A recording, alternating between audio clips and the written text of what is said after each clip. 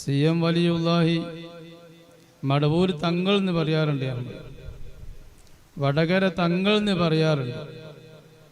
അപ്പം ആ തങ്ങളും ഇതിൽ പെട്ടിട്ടുണ്ട്. ഞാൻ നസബ് അറിയപ്പെടാത്ത തങ്ങളാണ്. നസബ് അറിയപ്പെടാത്ത തങ്ങൾ എന്ന് പറഞ്ഞാൽ തങ്ങളുടെ സാക്ഷാൽ തങ്ങളാണ്, 1-ാം നമ്പർ തങ്ങൾ. അത് എന്തോ പറഞ്ഞു എന്നല്ല, അതിൽ കുറെ പഠിക്കാനുണ്ട്. മടവൂർ തങ്ങളാ പറഞ്ഞു.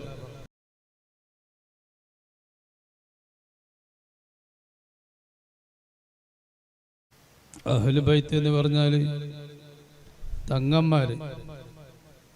തങ്ങന്മാർ എന്ന് പറഞ്ഞാൽ ബഹുമാനിക്കപ്പെടേണ്ടവർ എന്നാണ് ആ വാക്കിനർത്ഥം.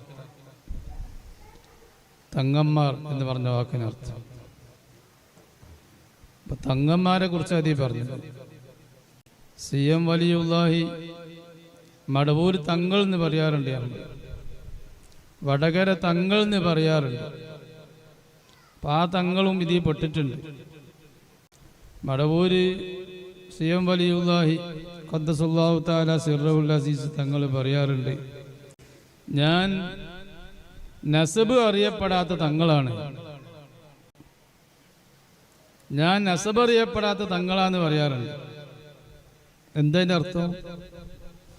അതിൻ്റെ അർത്ഥം അറിയണമെങ്കിൽ മൗലിദുൽ ഹുസ്നൈനി വായിക്കണം, മൗലിദുൽ ഹുസ്നൈനി ഓതണം. അപ്പോഴേ അതിൻ്റെ അർത്ഥം മനസ്സിലാവും. നസബ് അറിയപ്പെടാത്ത തങ്ങൾ എന്ന് പറഞ്ഞാൽ തങ്ങളുടെ സാക്ഷാൽ തങ്ങളാണ്, 1-ാം നമ്പർ തങ്ങൾ. തങ്ങന്മാര് 3ഉം 4ഉം ഒക്കെ വിധമുണ്ട്. ആ വിധത്തിൽ അനേകം തങ്ങന്മാരുണ്ട്, അനേകം വിധത്തിലുള്ള തങ്ങന്മാരുണ്ട്. ആ തങ്ങന്മാരുടെ കൂട്ടത്തിൽ 1-ാം നമ്പർ തങ്ങൾ, സാക്ഷാൽ തങ്ങൾ എന്ന് പറയുന്നത് നസബ് അറിയപ്പെടാത്ത തങ്ങന്മാരാണ്. നസബ് അറിയപ്പെട്ട തങ്ങന്മാരുണ്ട്.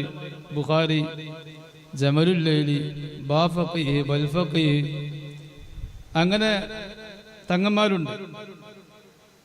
ധാരാളം നസബ് അറിയപ്പെട്ട തങ്ങന്മാരുണ്ട്. നസബ് അറിയപ്പെടാത്തൊരു തങ്ങന്മാരുണ്ട്. ആ തങ്ങളാണ് ഞാൻ മടവൂർ തങ്ങൾ പറഞ്ഞത്.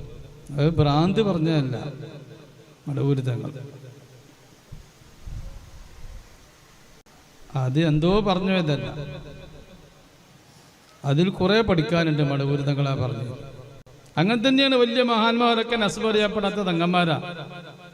ഔലിയ ഒക്കെ നസബ് അറിയപ്പെടാത്ത തങ്ങന്മാരാണ്. പക്ഷെ മടവൂർ അത് വ്യക്തമായി പറഞ്ഞു തന്നിട്ടുണ്ട്, ഞാൻ നസബ് അറിയപ്പെടാത്ത തങ്ങളാണ്. മടവൂര് പറഞ്ഞു തന്നതിലും ഒരു സിറുണ്ട്.